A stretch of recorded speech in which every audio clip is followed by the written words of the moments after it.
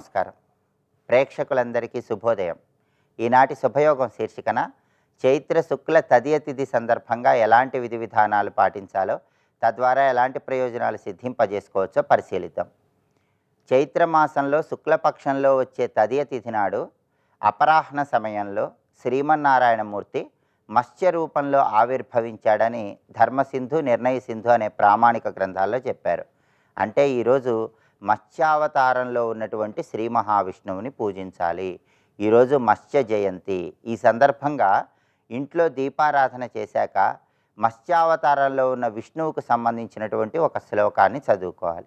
ఆ శ్లోకం ఏంటంటే, వామే శంఖం గదాం దక్షే ద్విభుజో మత్స్యరూపధృత్ నరాంఘిర్మత్స్యరూపోవా మత్స్యరూపి జనార్దన. ఇది మత్స్యావతారంలో ఉన్న విష్ణువుకు సంబంధించిన శ్లోకం.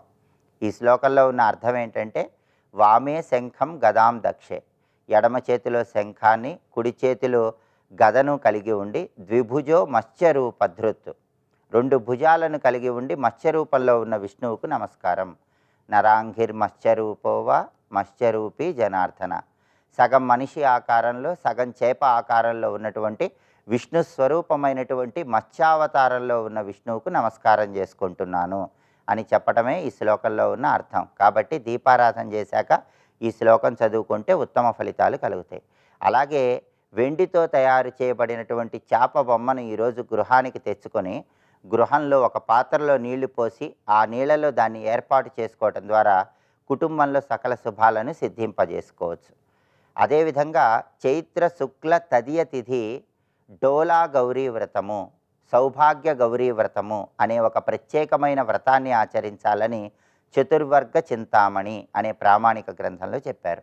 అంటే ఈరోజు శివపార్వతులకు ఎంతో ప్రీతిపాత్రమైన రోజు. ప్రధానంగా ఈరోజు సాయంకాలం పూట గృహానికి ముత్తైదువులను పిలిచి మహిళామణులు శివపార్వతులకు పూజా కార్యక్రమాలు నిర్వహించి పేరంటంలాగా చేయాలి. ఆ తర్వాత శివపార్వతుల విగ్రహాలు కానీ చిత్రపటాలు కానీ ఊయలలో ఉంచి ఊయల సేవ చేయాలి. దీన్నే శివడోలోత్సవము, గౌరీ డోలోత్సవము అనే పేర్లతో పిలుస్తారు. డోలి అంటే ఉయ్యాల అని అర్థం. ఈశ్వరుణ్ణి, పార్వతీదేవిని ఊయలలో ఉంచి ఊయల సేవ చేయటం ద్వారా సత్సంతాన ప్రాప్తిని సిద్ధింపజేసుకోవచ్చు. కుటుంబంలో ఉన్న సమస్యల తీవ్రతను తగ్గింపజేసుకోవచ్చు. డోలోత్సవం నిర్వహించలేని వాళ్ళు దానికి ప్రత్యామ్నాయంగా సాయంకాలం పూట శివపార్వతులను పూజించిన తర్వాత ముత్తైదువులకి తాంబూలంలో పసుపు, కుంకుమ, పూలు, పండ్లు, రవిక వస్త్రంతో పాటు మామిడి పండ్లు ఉంచి తాంబూల వాయనం ఇవ్వాలి. ఇలా మామిడి పండ్లతో తాంబూల వాయనం ఇవ్వటం ద్వారా శివపార్వతుల సంపూర్ణమైనటువంటి అనుగ్రహం కలుగుతుంది.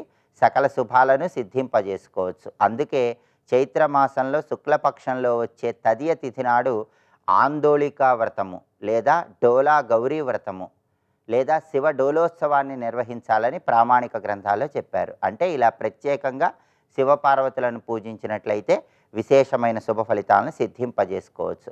అలాగే ఈరోజు అమ్మవారిని గంధం రాసిన మారేడు దళాలతో పూజిస్తూ ఓం భువనేశ్వరి అయి నమః అనే మంత్రాన్ని జపించుకోవటం ద్వారా కూడా జగన్మాత విశేషమైన అనుగ్రహానికి సులభంగా పాత్రలు కావచ్చు.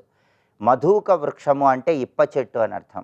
ఈరోజు దగ్గరలో మధుక వృక్షం ఉన్నట్లయితే, ఇప్ప చెట్టు ఉన్నట్లయితే అక్కడ దీపాన్ని వెలిగించి ప్రదక్షిణలు చేయాలి. మధుక వృక్షం అందుబాటులో లేని పక్షంలో దానికి ప్రత్యామ్నాయంగా ఓం భువనేశ్వరి అయి నమః అనే మంత్రం చదువుకుంటూ గంధం రాసిన మారేడు దళాలతో అమ్మవారిని పూజించాలి. ఇలా చేయటం ద్వారా అమ్మవారి సంపూర్ణమైన అనుగ్రహానికి ప్రతి ఒక్కరూ సులభంగా పాత్రలు కావచ్చు. రేపటి శుభయోగం శీర్షికన చైత్ర శుక్ల చవితి తిథి సందర్భంగా ఎలాంటి విధి విధానాలు పాటించాలో, తద్వారా ఎలాంటి ప్రయోజనాలు సిద్ధింపజేసుకోవచ్చో పరిశీలిద్దాం. నమస్కారం.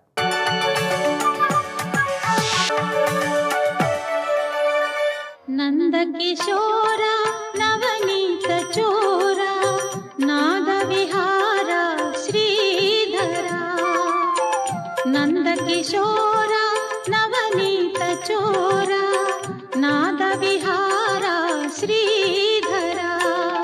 విదాహిన ఎక్కువ దాహం పెంచే పదార్థాలు ఇవి.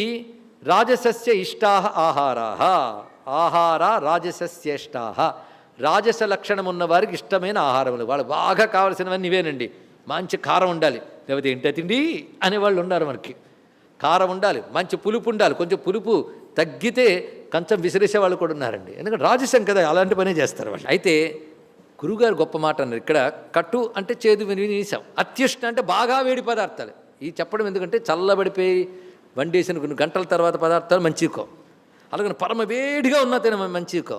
అందుకే భగవానుడు అత్యుష్ణ అన్న మాట విసిరాడు. అతి వేడి పనికిరాదు అన్నది. భగవత్పాదులు వారు అంటారు అతి అన్నిటికీ పెట్టాలి ఇక్కడ అన్నాడు. అతి కటు, అతి ఆమ్ల, అతి లవణ, అత్యుష్ణ, అతి తీక్ష్ణ, అతి వృక్ష, అతి విదాహిన. ఇది అతి అనే పదం అన్నిటికీ పెట్టడం కోసం మధ్యలో పెట్టాడన్నారు. అంటే ఆయన కూడా భోజనం మనం చక్కగా చేయాలని ఆలోచించి భగవత్పాదుల వారు చక్కగా చెప్పారు. ఎక్కువ ఉప్పు, కొంతమందికి చూడండి తగినంత ఉప్పు వేసినా మళ్ళీ వేయండి అంటారు. వాళ్ళు రాజస స్వభావం కలిగినటువంటి వారు. కారం మరికొంచెం కనబడాలి.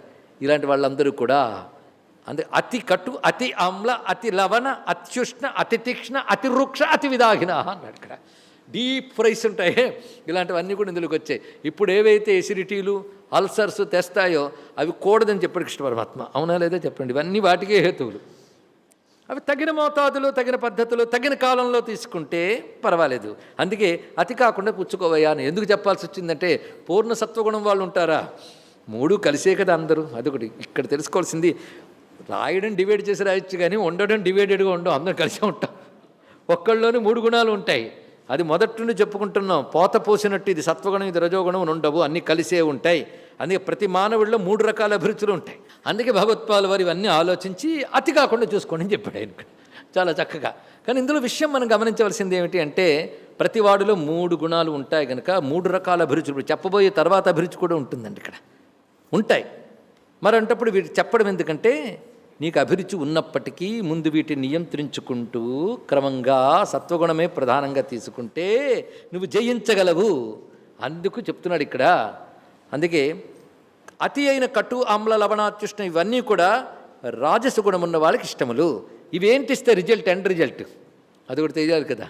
మొదటిదాని రిజల్ట్ చెప్పే హృదయాహ, అవి హాయిని కలిగిస్తాయి. మొదటిదానికి సాత్విక ఆహారం ఎప్పుడు హాయిగా ఉంటుంది. వాడు చురుగ్గా ఉంటాడు సాత్విక ఆహారం పుచ్చుకున్నవాడు. వీడ ఎప్పుడు మిడిచిపడిపోతే ఎగిరిపోతూ ఉంటాడు వీడు ఇక్కడ. మరి అంతేగాని కారం గట్టిగానే వెళ్తే గంతము అవి ఉంటాయి ఇక్కడ. వాడి స్వభావం కూడా గెంతుతుంది క్రమంగా. ఇక్కడ వీడికి వచ్చే బాధ ఏమిటి ఇలాంటి తినేవాడికంటే దుఃఖ శోక ఆమయప్రదాహ. వాడి అంతరంగంలో దుఃఖం శోకం రెండు వస్తూ ఉంటాయి ఎప్పుడు. దుఃఖం శోకం అంటే ఏంటండి, రెండు ఏడుపే కదా. రెండు పేర్లు ఏమిటి, అసలు ఒక ఏడుపుతోనే బాధపడుతుంటే దాని రెండు పేర్లు అంటే రెండు ఏడుపులు ఉన్నాయా, లేదా ఏడుపుకి రెండు పేర్లా? కాదు, రెండు రకాల ఏడుపులు ఉన్నాయి అన్నాడు. దుఃఖం అంటే ఒక సంఘటన జరిగిన తర్వాత వచ్చే దుఃఖంట, దాన్ని తలుచుకు ఆడవడం శోకంట. అక్కడ రెండును. ఈ దుఃఖ శోక ఆమయం అంటే రోగం. అంటే ఇలాంటి రాజసాహారాలు తింటే వాడు అంతఃకరణ ధర్మం ఎప్పుడు దేనికో దానికి దుఃఖపడుతుండే. చూడండి రాజస స్వభావాలు ఎప్పుడూ ఏడుపు, ఎప్పుడు ఏదో బాధ, ఏదో కంప్లైంట్. ఏదో రాత్రి ప్రశాంతంగా పడుకుంటే పొద్దున్న లేస్తూ మళ్ళీ అలాగే ఉంటాడు. ఏమిటంటే ఎప్పుడు గుర్తు తెచ్చుకుని మరి ఏడుస్తాడు వాడికి. పైగా దాని ఎండ్ రిజల్ట్ ఏంటయ్యి అంటే దాని ప్రభావం శరీరం మీద. ఇంకా అవి రోగాలు. దుఃఖ శోక ఆమయ ప్రదాహ. అంతవరకు రాజస ప్రియ ఆహారాలు అంటే ఇవి మనకు ప్రీతి కలిగిస్తున్నాయంటే మన ఈ గుణం ఉందని ఒప్పుకోవాలి. మొదటిది కూడా నచ్చుతూ ఉంటాయి, అప్పుడు సత్వగుణం ఉందని ఒప్పుకోవాలి. ఒకసారి అది ఒకసారి ఇది అంటే రెండు ఉన్నాయని ఒప్పుకోవాలి ఇక్కడ. ఇక మూడవది యాతయామం, గత రసం, పూతి, పర్యుషితంచ యత్, ఉచ్చిష్టమపి తామేధ్యం భోజనం తామస ప్రియం. ఇక్కడ భోజనం అంటే తినే ఆహారమే కాకుండా తాగే పానీయాలకు కూడా వర్తిస్తాయి. ఇవన్నీ తెలుసుకోండి ఇక్కడ. యాతయామం, యాతయామం అంటే కొంతమంది ఏమని రాశారంటే అరకొరగా ఉడికినవి, పూర్తిగా పక్వం కాకుండా సగం సగంలో ఉన్నవి మంచిది కాదు, అవి నచ్చుతాయి సగంలో ఉన్న వీళ్ళకి. ఎవరికి? తామసకి. అయితే యాతయామం అంటే జాము. జామం అంటే 4 గంటలు. యాతయామం అంటే 4 గంటలు వండిన 4 గంటల తర్వాతే ఆహారం నచ్చుతుంది కొందరికి. అంత ఫ్రెష్గా నచ్చట వాళ్ళకి ఇక్కడ యాతయామం. అటువంటి వారు గత రసం, దానిలో రసం అంతా పోతుంది, డ్రై అయిపోతుంది, పిప్పిలాగైపోతే కొందరికి నచ్చుతాయి. గత రసం. పూతి, పూతి అంటే దుర్గంధం రావడం. మంత్రం చేసుకుంటున్నామంటే దేవతా సాన్నిధ్యం ఉందని అర్థం. ఇది ఎప్పుడు అది గుర్తుపెట్టుకోవాలి. ఊపిరిలో ఉంటుంది దేవత, రక్తనాళ స్పందనలో ఉంటుంది దేవత. దేవతలు సాత్వికులు గనక తదాహారం చేసుకున్న వాళ్ళు మంత్రం చెప్పుకోవడానికి అర్హులు. అంటే పూతి అంటే దుర్గంధము. ఇక పర్యుషితం, పర్యుషితం అంటే పాచిపోయిన తిండి అన్నాడు ఇక్కడ. దీని భగవత్పాలు అంటారు పక్వం సత్ రాత్రి అంతరితం అన్నాడు. వండిన పదార్థమైనా ఒక రాత్రంతా ఉంచి మరుసటి రోజు తినేది. కొంతమంది అంటారు పులిహోర ఉంటుందండి ఇవాళ బాగుంటుంది కానీ అది ఇవాళ నుంచి రేపు తింటే ఇంకా బాగుంటుందండి. వాళ్ళు తామస రుచి అంటారు. ఇక్కడ వాళ్ళు తామస ప్రవృత్తి అండి. ఇక్కడ ఇది పర్యూషితం అన్నాడు, పాచిపోయిన తిండి అన్నాడు ఇక్కడ. అందుకే ఉచ్ఛిష్టం ఒకటి ఇక్కడ చాలా భయంకరమైనది. ఆఖరికి ఉచ్ఛిష్టం గురించి చెప్తూ, మనం ఒక గ్లాసులో నీళ్లు పక్క నుంచి మళ్ళీ తాగితే అది ఉచ్ఛిష్టంట. మన ఉచ్ఛిష్టమే మనకూడదుట. అందుకే ఉచ్ఛిష్టాదులు ఎవరికి నచ్చుతాయి అంటే తామస పదార్థాలు, తామస లక్షణాలు ఉన్న వాళ్ళకి నచ్చుతాయి. అమేధ్యం, అమేధ్యం అనే మాటకి ఏంటంటే అపవిత్రమైన భోజనం అన్నాడు. అపవిత్ర భోజనం అంటే ఒకటే నిర్వచనం చెప్పాడు, అయజ్ఞార్హం అన్నారు భగవత్పాలు వారు. యజ్ఞానికి పనికిరానివన్నీ అమేధ్యములే అన్నాడు. ఇక్కడ ఒక అద్భుతమైన మాట అండి. యజ్ఞం అంటే భగవంతుడికి నివేదించడానికి పనికిరానివి. అడిపోయింది కదా ఇక్కడ. కొంతమంది మేము ఇంట్లో నైవేద్యం పెట్టట్లేదండి అని. మీరు తింటున్నారా? వాళ్ళు తింటున్నారు, నైవేద్యం పెట్టట్లేదు. ఎందుకమ్మా మీరు వండుకునే కాడికి పెట్టచ్చు కదా అంటే భగవంతుడికి వినియోగించినంత పవిత్రంగా వండట్లేదండి. అది కదా. ఎందుకంటే శుచిగా వండడం, శుభ్రమైన వండడం అవి చేయట్లేదు. దేవుడికి నైవేద్యం పెట్టండి, స్నానం చేయాలి, మంచి వస్త్రం కట్టాలి, శుద్ధమైనట్టుగా వండాలి కదా. అందుకు వాళ్ళు నైవేద్యం పెట్టరు. తినరా? తింటారు, వండుకుంటారు. అంటే ఏది భగవంతుడికి నివేదించడానికి యోగ్యము కాదో దాన్ని తింటున్నారు. కానీ భగవన్ నివేదనకి యోగ్యము కాని దానిని తినడాన్ని అమేధ్యము అంటారు. ఇక్కడ యజ్ఞార్హము కానిది. ఎంత చక్కటి నిర్వచనం చెప్పారో చూడండి. అపవిత్ర వస్తువులు అదొక్కటి. ఒక ఆయన అన్నాడు, ఏంటి శ్మశానంలో అక్కడికి వెళ్ళాం, ఆయన వాళ్ళు బంధువులు వాళ్ళ దీనికి వెళ్ళొచ్చాక అంత మాత్రం అశుభం అయిపోతామా, స్నానం చేయాలా? అరే శుభాశుభాలు కాదురా బాబు, అక్కడ జీవుడు ఆ మరణించిన సన్నివేశంలో ఉండే పరిస్థితి, దాని ప్రభావం సూక్ష్మ శరీరం మీద ఎంత ఉంటుందో మహర్షులు తపస్సుతో చేసి దర్శించిన దాన్ని నువ్వు అర్థం చేసుకోలేక అది కానీ ఇంటికి పట్టుకొచ్చుకున్నాం అనుకోండి, ఎన్ని పైశాచిక శక్తులు లోపలికి వస్తాయో. అవి నాకు కనబడవు, నేను నమ్మనంటే వాటికి చాలా హాయి. నువ్వు నమ్మవు కనుక నీ దగ్గరే బైఠాయిస్తావు. ఇక్కడ తెలుసుకో ఇక్కడ. అందుకే పెద్దలు చెప్పిన సదాచారం ఎందుకు చెప్పారు అంటే ఆలోచిస్తే అర్థమవుతుంది, సైంటిఫిక్గా థింక్ చేసినా అర్థమవుతుందండి వీటన్నిటికి కూడా. అయితే ప్రతిదానికి సైంటిఫిక్ ఎక్స్ప్లెనేషన్ ఎక్కడ ఇస్తావు? సైన్స్ని మించిన సూపర్ సైన్స్ ఒకటి ఉంది. సైన్స్ ఈ శరీరం గురించి చెప్తుంది, కానీ సూక్ష్మశక్తులు, దుష్టశక్తులు, భూతప్రేతాలు వ్యాపించుంటాయి. అవి ఆహారాన్ని ఆశిస్తాయి. అన్నాన్ని ఆశ్రయించి ఎన్ని ఉంటాయో తెలియదు చాలామందికి. అన్నం కోసం తప్పించిపోతుంటారండి. ప్రతి వాళ్ళు అన్నం కోసం తప్పించిపోతారు మనలాగే. అంటే మన ఇంట్లో బియ్యం బాగా ఉండి 3 పూట్ల తింటున్న మన అన్న చింత లేదు, లేకపోతే తెలుస్తుంది అన్నం ఎంత అవసరమో. స్వస్తి.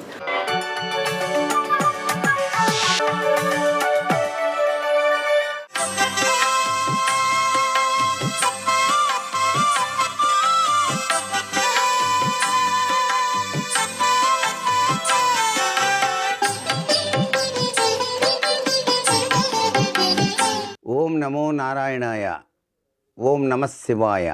శ్రీమాత్రే నమః. ఈరోజు చైత్రశుద్ధ తదే కావటం వల్ల గౌరీ శంకరులను దవనంతో కనుక పూజ చేయటం వల్ల విశిష్టవంతమైనటువంటి అదృష్టం కలిగి తీరుతుంది. హే గౌరీ శంకరార్ధాంగి యథాత్వం శంకర ప్రియ తథా మాం కురు కళ్యాణ కాంతకాంతాం సుదుర్లభాం అనే మంత్రాన్ని ఈ రోజున వివాహం కావలసినటువంటి కన్యలు గౌరీదేవి ఎదుట గనక నిష్టగా దీపారాధన చేసి గనక పఠించినట్లయితే 11 సార్లు పాలు, పంచదార, ఏలకుల పొడితో నైవేద్యాన్ని సమర్పించి స్వీకరించినట్లయితే త్వరగా వివాహం కావడానికి గౌరీదేవి తన దివ్యవంతమైన అనుగ్రహాన్ని మనకు ప్రసాదిస్తుంది అని చెప్పేసి శాస్త్రవచనం. అనురాగ దాంపత్యం కలకాలం వర్ధిల్లింపజేసుకోవడానికి కూడాను ఈ సుదినాన గౌరీ వ్రతాన్ని ఆచరించాలి అని చెప్పేసి కూడా శాస్త్రవచనం. అందుకనే సర్వమంగళ ఆ తల్లి సర్వమంగళ మాంగళ్యే శివే సర్వార్థ సాధికే శరణ్యే త్రయంబకేం గౌరీ నారాయణీ నమోస్తుతే అని కదా మనం ధ్యానం చేసేది. అందుచేత ఆమె తన భర్త శరీరంలో స్వగభాగం ఆక్రమించి అర్ధాంగి అనేటువంటి బిరుదును స్త్రీలకు ప్రసాదింపజేసింది ఆ తల్లి. అందుకే అర్ధాంగి అనే పదం అంత విశేషకరమైంది. కాబట్టే ఈ యొక్క సుదినాన గౌరీదేవిని అర్ధనారీశ్వర తత్వంతో ఉన్న శివపార్వతుల యొక్క చిత్రపటం వద్ద పూజించి ఆ తల్లి యొక్క కరుణాస దృష్టికి పాత్రలమై తరిద్దామా మరి. సర్వే జనా సుఖినో భవంతు.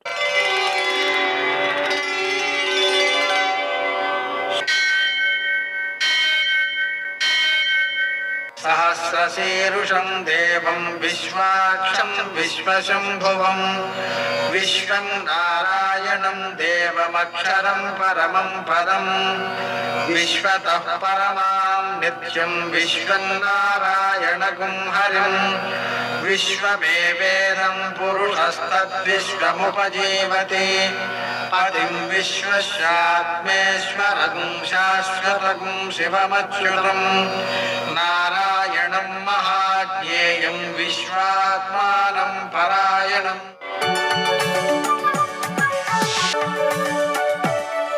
సూర్యశౌర్యమథేందురింద్రపదవీ సన్మంగళం మంగళం.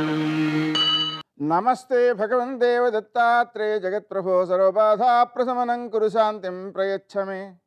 నేటి కాలమాన విశేషాలను గమనిద్దాం.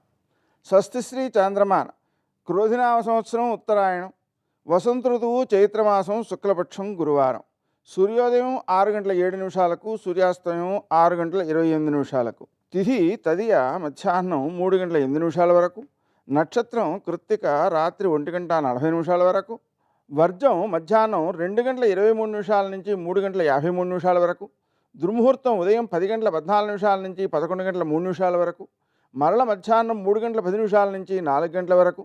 అమృతకాలం రాత్రి 11:25 నుంచి 12:55 వరకు. రాహుకాలం గురువారం కాబట్టి మధ్యాహ్నం 1:30 నుంచి 3 గంటల వరకు. అష్టకవర్గు రీత్యా శుభప్రదమైన సమయం ఉదయం 7 గంటలకి. నేటి విశేషం గౌరీ వ్రతారంభం. దీన్ని మాస గౌరీ అంటారు. అంటే ఒక మాసం రోజులు ఈ గౌరీ పూజ చేస్తారన్నమాట. దీని ద్వారా సౌభాగ్యం సిద్ధిస్తుంది. అలాగనే సౌభాగ్య గౌరీ వ్రతం, సౌభాగ్యం సిద్ధించడం కోసం గౌరీ వ్రతం ఈరోజు ఒకరోజు చేసేటువంటిది. ఇదేమిటంటే ఈ వ్రతాన్ని ఆచరించడం ద్వారా సౌభాగ్యం అంటే అర్థం ఏమిటి? భర్త జీవించి ఉండడము అనేటువంటి భావన లోకంలో వాడుకలో ఉంది. కానీ భర్త తనకు పూర్తిగా అనుకూలుడుగా ఉండడము అనేటువంటిది సౌభాగ్య శబ్దానికి అసలైన అర్థం. కాబట్టి ఆ భర్తతో ఆనుకూల్యం కోసం ఈ సౌభాగ్య గౌరీ వ్రతం చేస్తారు. అలాగే సౌభాగ్య శయన వ్రతం అంటే మంచం దానం చేస్తారు సౌభాగ్యం కోసమని. అయితే ఈ మంచం దానం చేయడం అనేటువంటిది భౌతికంగా చేసే అవకాశం కొందరికి ఉండవచ్చు, కొందరికి లేకపోవచ్చు.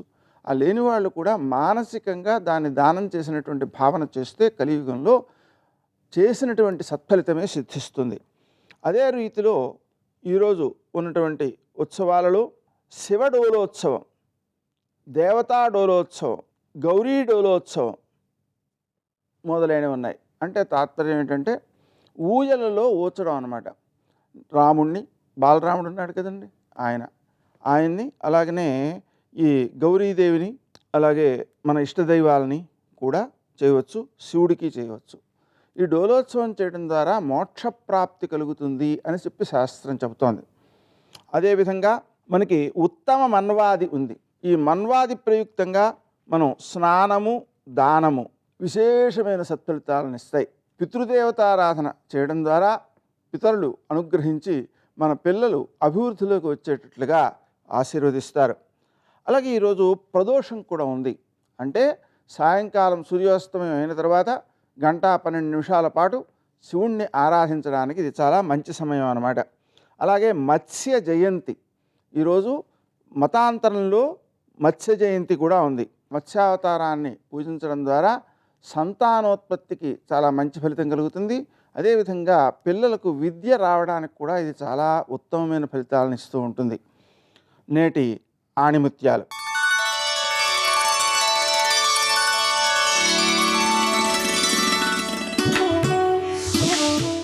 సాధించాలనే సంకల్పం బలంగా ఉంటే విశ్వం మొత్తం అనుకూలంగా మారి మనకు సహకరిస్తుంది.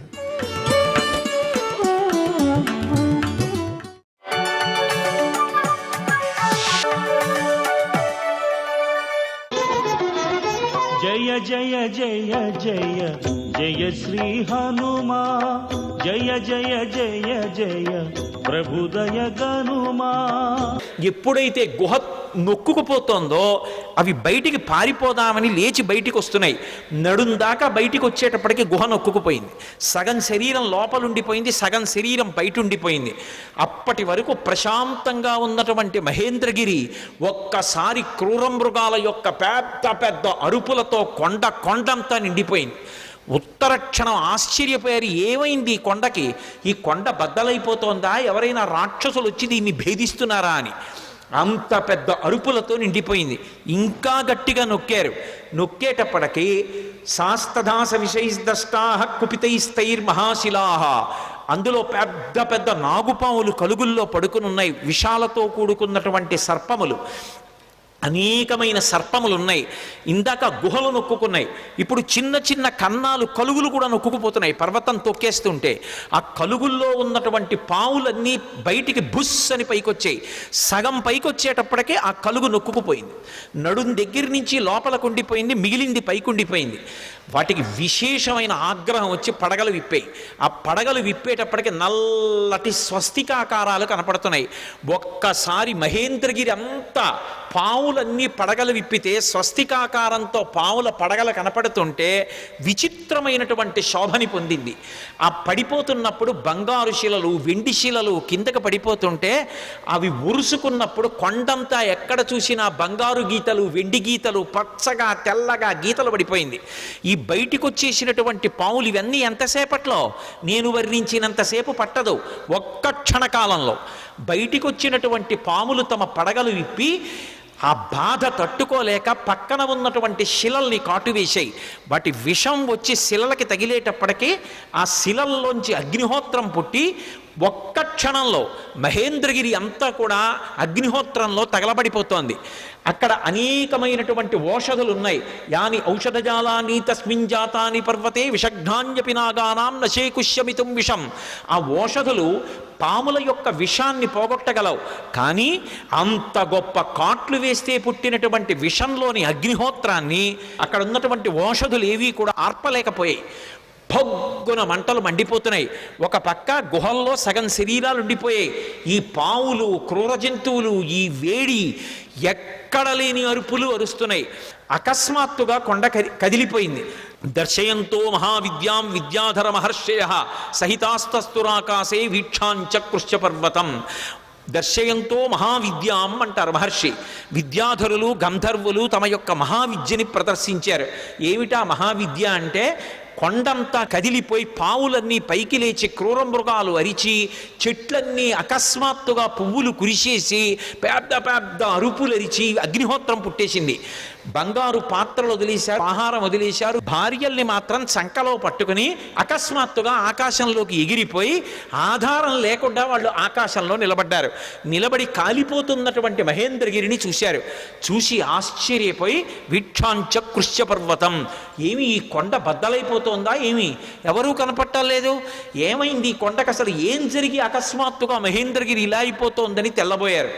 వాళ్ళలా తెల్లబోతుండగా మహర్షులు, దేవగాయకులైనటువంటి చారణులు మొదలైనటువంటి దేవతలు సంఘాలుగా నిలబడి చెప్పుకుంటున్నారు. ఏష పర్వత సంకాచో హనుమాన్ మారుతత్మజ తితీర్షతి మహావేగ సముద్రం మకరాలయం. మొసళ్లతో కూడుకున్నటువంటి, రాక్షసులతో కూడుకున్నటువంటి 100 యోజనముల లవణ సముద్రాన్ని తాను దాటి వెళ్ళి వానరజాతి పరువు ప్రతిష్టలు నిలబెట్టి సీతమ్మ జాడ తెలుసుకుని రామచంద్రమూర్తికి నివేదించడానికి పర్వత శరీరుడైనటువంటి స్వామి హనుమ పరాక్రమాన్ని పుంజుకుని దీన్ని లంఘించడానికి సిద్ధపడుతున్నారు. సర్వం శ్రీ ఉమామహేశ్వర పరబ్రహ్మార్పణమస్తు. స్వస్తి.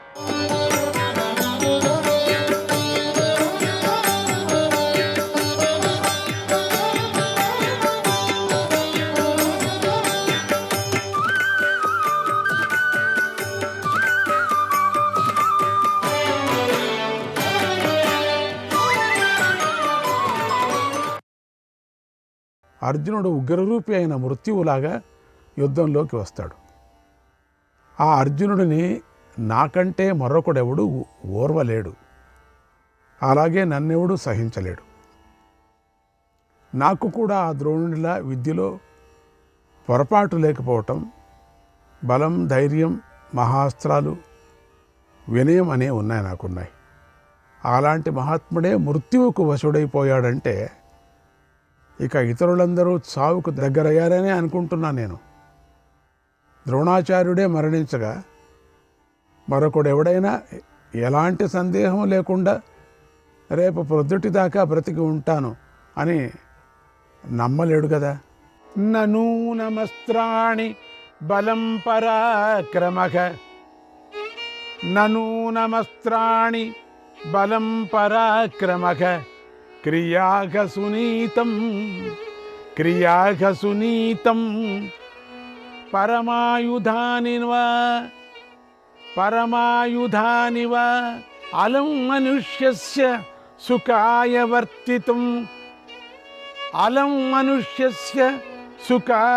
వర్తితుం తథాహి యుద్ధే నిగతః పరైర్గురు.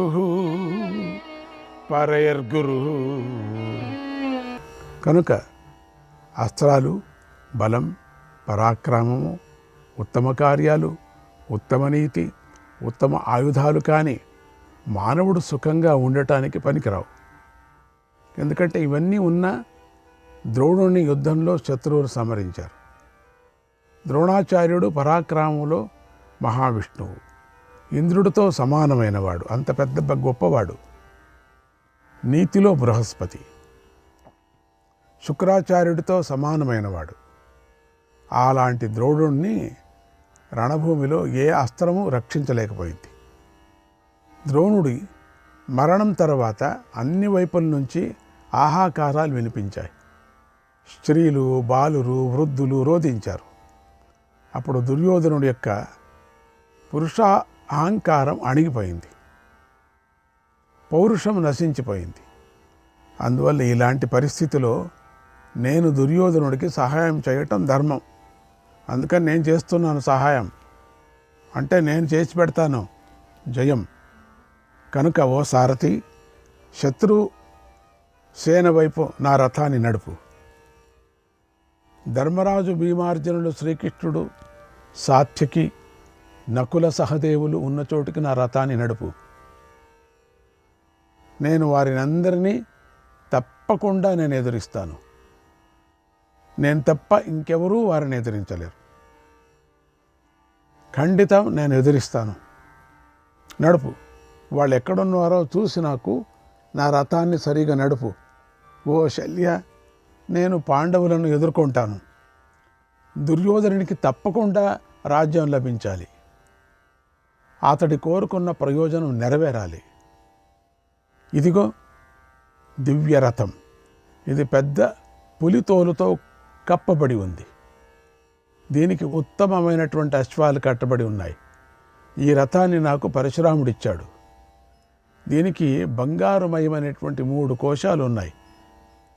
దీనికి త్రివేణుకం ఉంది. ఇది ప్రయాణించేటప్పుడు దీని ఇరుసు, చక్రాలు ధ్వని చేయవు. ఈ రథాన్ని ఆయన చక్కగా పరిశీలించే నాకు ఇచ్చాడు. అలాగే పరశురాముడు నాకు ధనస్సును, ధ్వజాలను, గదలను, భయంకరమైన ఆకారం గల బాణాలను కూడా ఇచ్చాడు. తేజోవంతమైన ఖడ్గాన్ని, ఉత్తమ ఆయుధాన్ని, ఉగ్రంగా శబ్దం చేసే తెల్లటి శంఖాన్ని కూడా ఇచ్చాడు. ఈ జెండా పిడుగుపాటు వంటి ధ్వని కలదిగా ఉంది. దీనికి తెల్లని గుర్రాలు కట్టబడి ఉన్నాయి.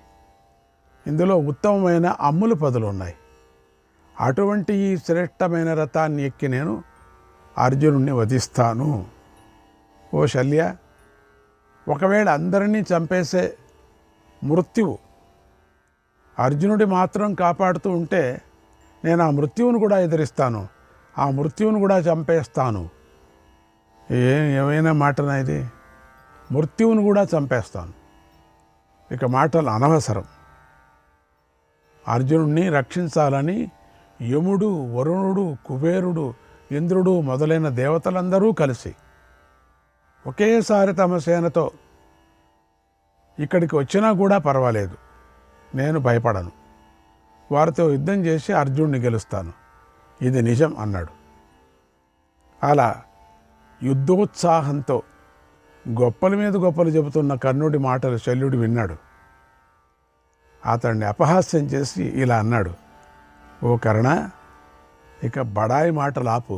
ఎందుకంటే రథసారథి రథికుణ్ణి అంటే ఆ రథ యజమానుని సారథి ఈ మాటలు అనకూడదు ఎప్పటికీ, అదొక నియమం ఉంది. కానీ ఇక్కడ మనం మర్చిపోలేము మనం కదా. దుర్యోధనుడి దగ్గర మాట తీసుకున్నాడు కదా, నా ఇష్టం వచ్చినట్టు నేను మాట్లాడతాను జాగ్రత్త అని, అందుకేం అనుకోకూడదు అని ముందుగానే మాట తీసుకున్నాడు.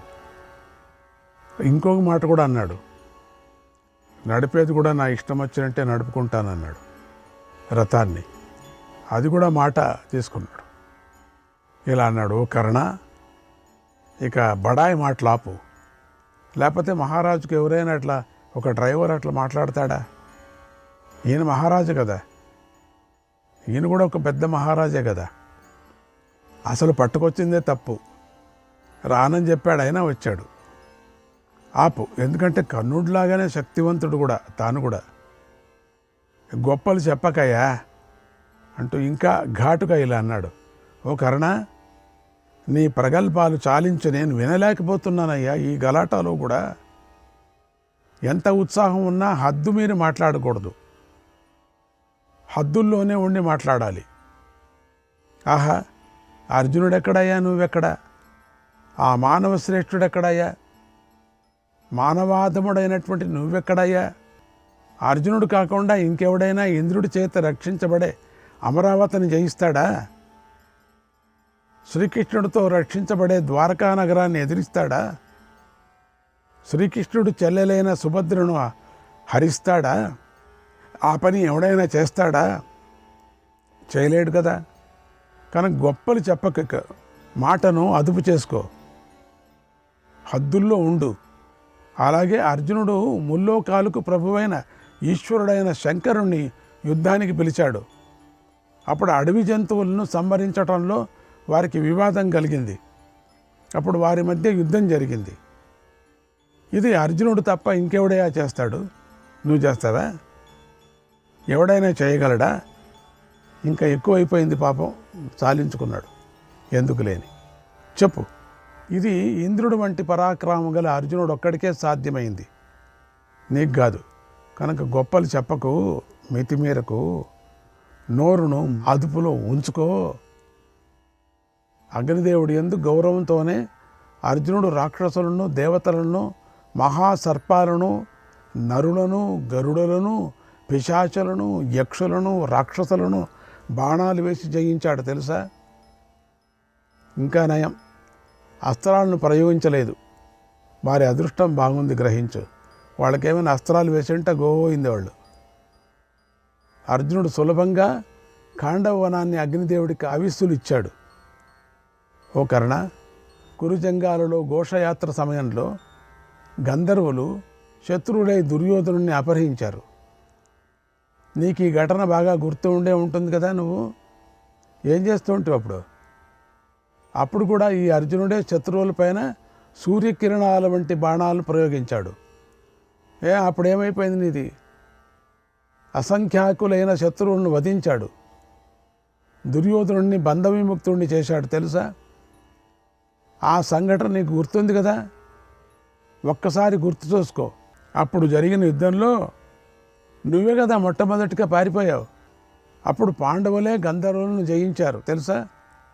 నిరంతరము పోట్లాటకు సిద్ధమయ్యే ధృతరాష్ట్రపుత్రులందరినీ విడిపించారు. నువ్వు లేవు కదా. ఏమయ్యావో నువ్వు? ఇప్పుడు ఏదేదో మాట్లాడుతున్నావు. ఇప్పుడు ఆ ఘటన గుర్తుకొచ్చిందా? పోనీ ఉత్తర గోగ్రహణంలో ద్రోణుడు, ఇంకోటి చెప్తాను నేను, అశ్వత్థామ, భీష్ముడు ఉన్నారు కదా. కౌరవులందరూ సైన్యాలతోనూ వాహనాలతోనూ ఎంతో సంతోషంగా ఉన్నారు కదా, ఉత్సాహంగా ఉన్నారు కదా. అప్పుడు అర్జునుడు ఏం చేశాడు? మీ అందరినీ ఓడించాడు. జ్ఞాపకం ఉందా? ఎంతో దుఃఖాన్ని కలిగించాడు.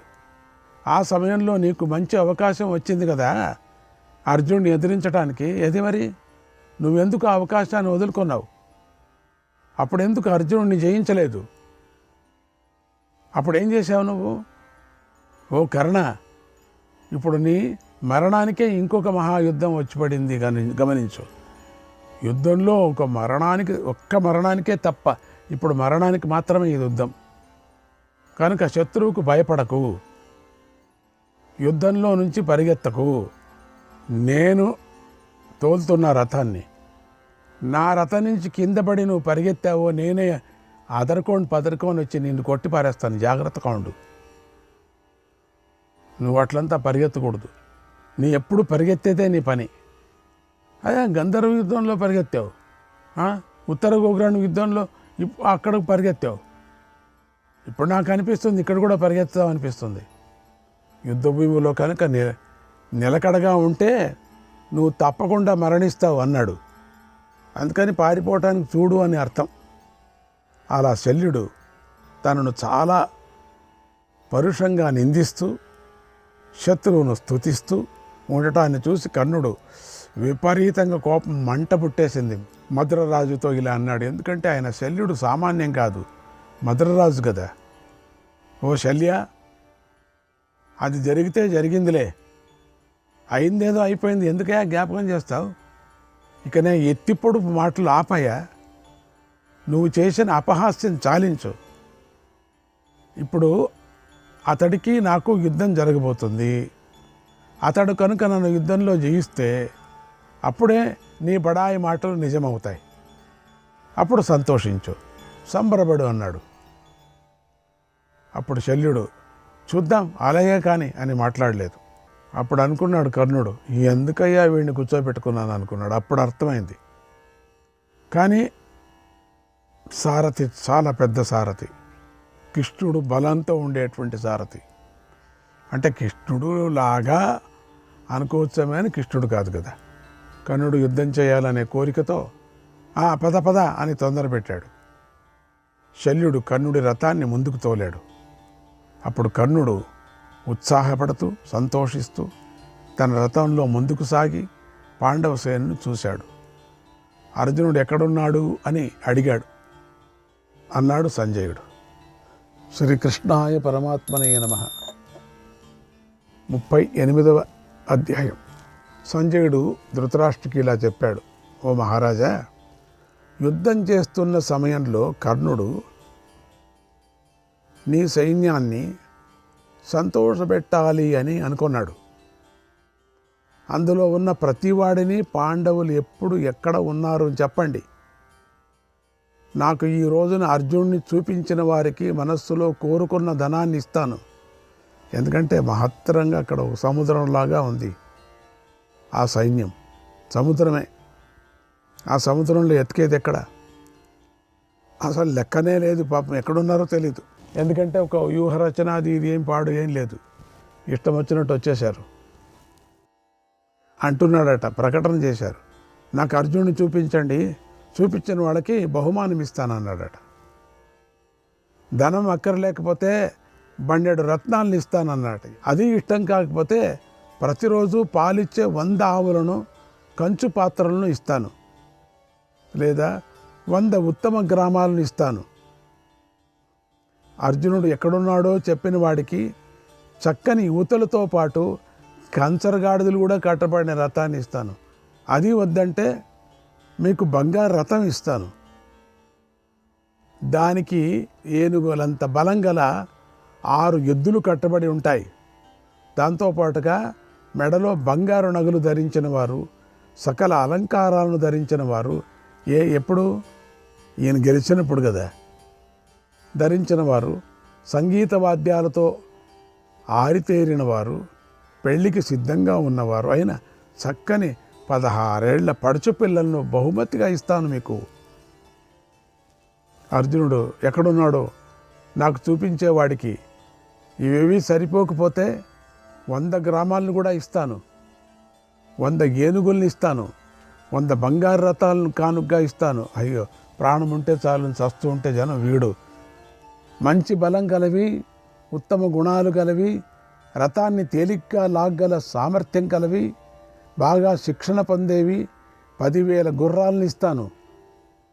కొమ్ములకు బంగారు తొడుగులు కలవి, బాగా పాలు ఇచ్చే 400 ఆవులను దూడలతో సహా ఇస్తాను. అర్జునుడిని చూపించేవాడికి అది ఇష్టం లేకపోతే అంతకన్నా శ్రేష్టమైన ధనాన్ని ఇస్తాను. బంగారు అలంకారాలు, చక్కని మణిభూషణాలతో అలంకరించబడిన 500 తెల్ల గుర్రాలను బహుకరిస్తాను.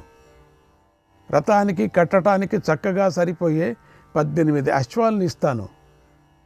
ఉత్తమమైన కాంబోజి దేశంలో పుట్టిన అశ్వాలతో కట్టబడినది, స్వచ్ఛమైనది, బంగారుతో నిర్మించబడినది అయినటువంటి రథాన్ని బహుకరిస్తాను. అది తృప్తి కలిగించకపోతే 600 ఏనుగులను బహుమతిగా ఇస్తాను. అవి నానా విధాలైన బంగారు ఆభరణాలతో అలంకరించబడి ఉన్నాయి. వాటికి బంగారు గొలుసులు కూడా ఉన్నాయి. భారతవర్షానికి పశ్చిమ దిక్కులో గల అడవులలో అవి పుట్టాయి. గజశిక్షణులు వాటిని బాగా తీర్చిదిద్దారు. వాటిని బహుమతిగా ఇస్తాను. అర్జునుడి ఉనికిని చూపించేవాడికి ఇంకా ఉత్తమమైన ధనాన్ని ఇస్తాను. వైశ్యులు నివసించేవి, సర్వసమృద్ధాలుగా ఉన్నవి, ధనంతో ఉన్నవి, సమీపంలో అడవులు గలవి, జలం కలవి, ఎలాంటి భయాలు లేనివి, రాజభోజ్యాలైన 14 గ్రామాలను ఇస్తాను. అర్జునుని గురించి తెలిపేవాడికి బంగారు నగలు మెడలో కలిగి ఉన్నవారు, యువతలైనటువంటి 100 మంది మగధ దేశీ దాసీలను బహుకరిస్తాను.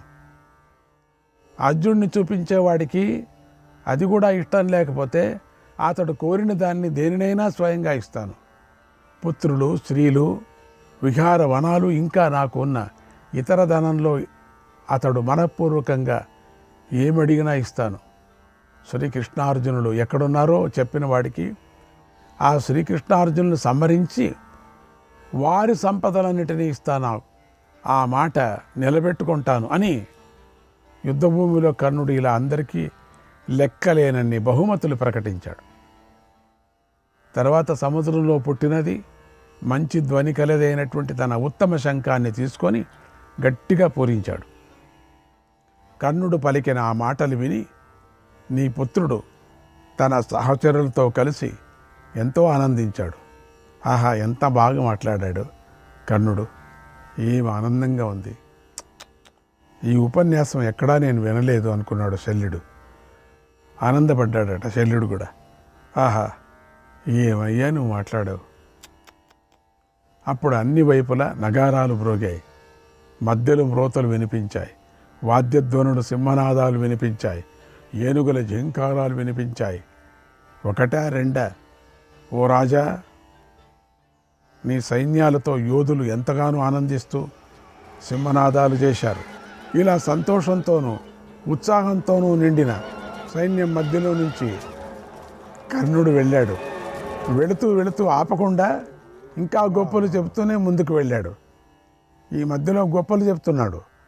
రథాన్ని తోలుతూ ఉన్నటువంటి శల్యుడు ఆ గొప్పలను విని విని తట్టుకోలేకపోయాడు. చెవులంతా బద్దలైపోయింది. వచ్చిన నవ్వును ఆపుకోలేకపోయాడు. పెద్దగా నవ్వుతూ కర్ణుడితో ఇలా అన్నాడు. శ్రీకృష్ణాయ పరమాత్మనే నమః. 39వ అధ్యాయం. శల్యుడు ఇలా అన్నాడు, ఓ కర్ణ, బంగారు నగలు గల ఏనుగుల లాంటి 6 ఎద్దులను నువ్వు ఏ పురుషుడికి ఇవ్వనక్కర్లేదు. ఇవ్వకుండానే నువ్వు అర్జునుడిని చూస్తావు. ఎందుకంటే చూసేస్తావులే. ఓ రాధేయ్యా, నువ్వు చిన్ననాటి నుంచి కుబేరుడిలాగా ధనాన్ని దానం చేస్తూనే ఉన్నావు. శ్రీకృష్ణాయ పరమాత్మనే నమః.